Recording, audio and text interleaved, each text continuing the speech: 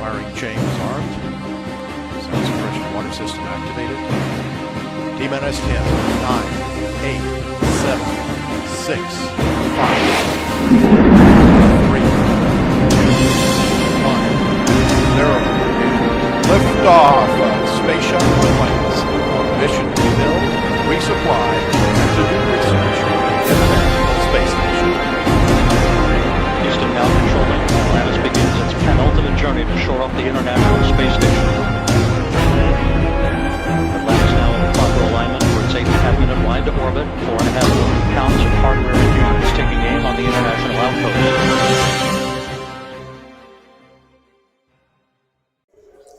A corrida espacial foi uma competição do século XX entre dois adversários da Guerra Fria, a União Soviética e os Estados Unidos, para alcançar a capacidade superior do voo espacial. Teve suas origens na corrida armamentista nuclear baseada em mísseis balísticos entre as duas nações após a Segunda Guerra Mundial. Ocorrida entre os anos 1957 e 1975, a corrida espacial foi caracterizada pela intensa exploração do espaço realizada por americanos e soviéticos. A vantagem tecnológica demonstrada pela realização dos voos espaciais era vista como necessária para a segurança nacional e tornou-se parte do simbolismo e da ideologia da época. O período da corrida espacial trouxe lançamentos pioneiros de satélites artificiais, sondas espaciais robóticas para a Lua, Vênus e Marte, e voos espaciais tripulados em órbita terrestre baixa e finalmente para a Lua, um dos momentos de maior relevância da corrida espacial. E veremos agora, com o professor João Lucas, partes históricas e sociais dessa corrida espacial, que se destaca como um pequeno passo para o homem, mas um grande passo para a humanidade. Professor, em relação ao tema corrida espacial, você poderia nos dizer quais foram os fatores do começo da corrida espacial? Claro, basicamente a corrida espacial foi um desdobramento natural da corrida armamentista e seus limites. A impossibilidade de ataque direto entre as potências fez com que outras áreas de disputas fossem exploradas. Uma delas, como exemplo, é o esporte. Mas o mais impactante foi a corrida espacial, visto que o desenvolvimento dos mísseis balísticos e o histórico interesse pela Lua tornaram a conquista do espaço um campo natural de disputa entre as potências. E o que motivou a escolha dos astronautas a serem enviados para o espaço? E como foi este processo? Houve 29 candidatos para compor a tripulação da primeira missão espacial para a Lua. Não sei exatamente quais são os inúmeros testes que os astronautas devem atravessar para estarem aptos para serem enviados à Lua. O grande impacto na decolagem, a ausência da gravidade, a perícia para conhecimento do tripulante e seu foguete são questões que exigem tanto qualidades físicas quanto mentais dos candidatos. Assim, os testes devem envolver a pressão, ou seja, ver se o corpo do candidato suporta vários Gs para aguentar a decolagem e simulação de ausência de gravidade para ver a mobilidade dos mesmos. Dos 29, 3 foram selecionados desses árduos testes: Neil Armstrong, Buzz Aldrin, Michael Collins. O primeiro, Neil Armstrong, teve a honra de ser o primeiro a pisar na Lua, mas por sorte da localização na escotilha ser mais próxima dele do que alguma peculiaridade física ou mental. Após a decorrência desses fatos, o senhor poderia nos explicar como foi o final e o que aconteceu com os países participantes da corrida espacial após seu término? Com toda certeza. O final dessa disputa pelo espaço foi um momento de cooperação. Ao longo de toda a corrida, quem esteve na frente da disputa era a União Soviética, visto que atingiu maiores conquistas. Mas o grande finale pertenceu aos americanos, chegando na tão almejada Lua. Após essa conquista, em 1969, embora houvesse novas possibilidades para explorar, houve uma distensão, ou seja, um relaxamento nesse conflito, seguido por uma missão colaborativa entre a União Soviética e Estados Unidos, no projeto Apollo-Soyuz, em 1972 até 1975. Já na década de 80, a decadência da União Soviética e a consequente desagregação da mesma deram por fim às disputas espaciais. Por fim, qual foi o impacto deste evento no mundo? Esse evento contribuiu para um gigantesco desenvolvimento tecnológico e na área militar. A corrida espacial em si desenvolveu satélites que posteriormente serão fundamentais para o desenvolvimento da internet e do GPS. É importante também os impactos culturais, onde a dimensão espacial ganhou espaço no cinema e, por consequência, no imaginário possível da humanidade. Assim, uma série de filmes sobre o espaço vão ser lançados no período.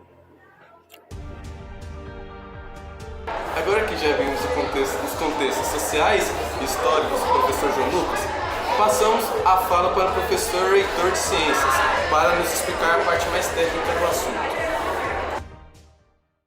Boa tarde, estou com o professor Heitor Oliveira. Ele vai explicar um pouco para a gente sobre os dados técnicos da corrida espacial. Como foi a viagem do foguete ou como eles conseguiram chegar no espaço? Primeiramente, é um prazer estar aqui participando do documentário de vocês sobre os dados técnicos da corrida espacial. E para responder essa primeira pergunta, Pablo, as viagens com foguetes, sejam eles americanos ou soviéticos, eles começaram com animais sendo lançados. Os americanos, por volta do final da década de 1940, eles fizeram testes lançando moscas e cães. Os soviéticos, eles começam os seus lançamentos com os animais, principalmente com cachorros, em 1951. Mas é apenas em 1957 que esses soviéticos eles conseguem lançar o primeiro cachorro em órbita, digamos assim. Um cachorro chamado Laika, que morreu horas depois do voo. Ou seja, você fez o lançamento, algumas horas a Laika morreu. Morreu como? Primeira coisa, o corpo do cachorro foi colocado em um grande estresse gravitacional. Ela acabou sofrendo ali uma pressão gravitacional no próprio corpo e aquilo levou o cachorro a ficar estressado. Mas teve um certo probleminha no motor do foguete que esquentou a aeronave. Teve um superaquecimento do motor e a cachorrinha Laika ela acabou morrendo tanto pelo calor quanto pelo estresse que ela sofreu durante esse lançamento. Vamos lá. O que a gente não pode esquecer é que o objetivo da corrida espacial era lançar o primeiro ser humano no espaço. Primeiro fizeram os testes com os animais, mas o objetivo era lançar o ser humano. O primeiro homem a ser lançado, então, ele foi, digamos assim, primeiro a gente tem que entender quem começou essa corrida espacial, quem estava mais avançado eram os americanos. Os soviéticos vieram logo atrás, só que eles preferiram não expor aquilo que eles fizeram ou em qual estágio eles estavam nessa corrida espacial. Então eles fizeram tudo um pouco mais às escuras, sem passar nada, sem informar em qual passo eles estavam. E foi a partir disso daí que, com os avanços tecnológicos dos soviéticos, eles passaram, digamos assim, a perna nos americanos, eles passaram na frente dos americanos e lançaram o primeiro homem ao espaço, que foi o soviético chamado Yuri Gagarin, em 12 de abril de 1961. E você poderia me dizer quais foguetes foram usados? Pois é, os foguetes utilizados na corrida espacial do lado soviético foi o Vostok, enquanto que no lado americano eles fizeram o envio do foguete através de um projeto chamado Projeto Mercury. Quem iniciou o Projeto Mercury foi a Administração Nacional de Aeronáutica e Espaço, que a gente comumente conhece como NASA. E agora, para finalizar, quais dificuldades os cientistas encontraram para o lançamento do foguete? Olha, existem dificuldades para esse lançamento que são próprias da época e existem dificuldades que vão cercar o desenvolvimento dos foguetes até hoje. Uma das dificuldades é o ponto de lançamento. O ponto de lançamento ele é uma dificuldade que ele vai sempre estar presente. Por quê? Porque a gravidade da Terra próximo ao Equador ela é um pouco menor do que a gravidade terrestre nos polos da Terra. Então lançar um foguete da região do Equador é muito mais fácil do que lançar um foguete dos polos. Então você vai lançar um foguete na zona do Equador com uma gravidade um pouco mais baixa, isso vai te ajudar a economizar uma grande quantidade de combustível, uma vez que o caminho é muito longo. Que mais? O que eu posso dizer? Um dos outros problemas tem a questão do problema técnico, que hoje em dia já foi superado, mas é o aquecimento do próprio foguete. No caso da cachorrinha soviética, a Laika, houve o superaquecimento do próprio foguete. Então isso já é um problema daquela época, mas que hoje já é um problema bastante superado. A gente já tem conhecimento técnico suficiente para superar esse detalhe. Um outro problema aí está relacionado ao contexto da Guerra Fria, está na questão se você sabe que precisa emitir um foguete da região do Equador, transportar todo o aparato para lançar um foguete para a região do Equador é muito complicado, porque você poderia ter o roubo de informação, o roubo de tecnologia por espionagem, assim como as zonas de influência. Você levar para outra nação era complicado, até mesmo por causa dessa zona de influência. Então era mais comum serem nos próprios territórios. Hoje em dia a gente já tem alguns acordos que permitem lançamentos de alguns locais, né, de outros países. Um outro detalhe está na estrutura do foguete. A estrutura do foguete também é uma questão própria do momento de hoje em dia, como no momento da Guerra Fria. Por quê? Porque você tem que ter uma estrutura do foguete para que não haja o rompimento das peças e que não haja o superaquecimento pelo atrito com a atmosfera. Então, a própria estrutura do foguete ela vai te permitir manter esse foguete estável na hora da decolagem.